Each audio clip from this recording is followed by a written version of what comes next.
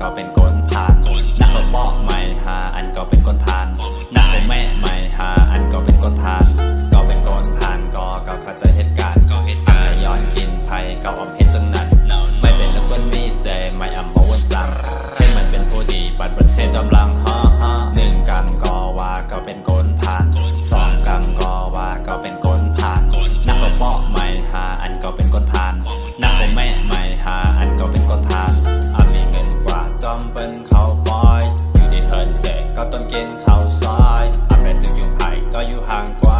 แต่มีวันหนึ่งอยู่ก็แต่เป็นสัตว์แท้หนึ่งกรรมก็ว่าก็เป็นคนผ่านสองกรรมก็ว่าก็เป็นคนผ่านก็เป็นคนผ่านก็อำนาจย้อนกินอย่าวนว่ามีเงินยาวแต่อันมาไปกิน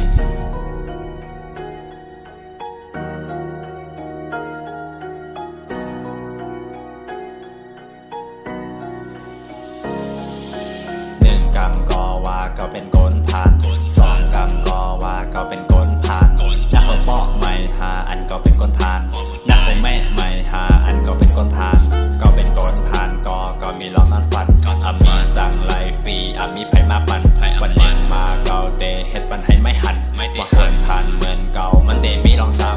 หนึ่งกรรมก็ว่าก็เป็นคนผ่านสองกรรมก็ว่าก็เป็นคนผ่านนักเขาบอกไม่หาอันก็เป็นคนผ่านนักเขาแม่ไม่หาอันก็เป็นคนผ่านคนผ่านก็เป็นก้อนไม่ขึ้นปอกาวอนบอกไม่ก็เป็นก้อนน้ำใจไม่มันวัวไอ้ก็มีเบกเวนอย่าวนว่าเตเปเกนก็อำไรนางกำเซนก็มาไม่ไรเกนเต้นหนึ่งกำก็ว่าก็เป็นคนผ่าน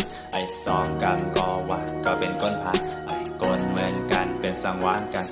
ออกกนเจอในเก่าไปมาขั้นพันธะมีเงินแต่มีไพ่มาไล่มีก็มีเงินมาอย่าว่าก็เป็น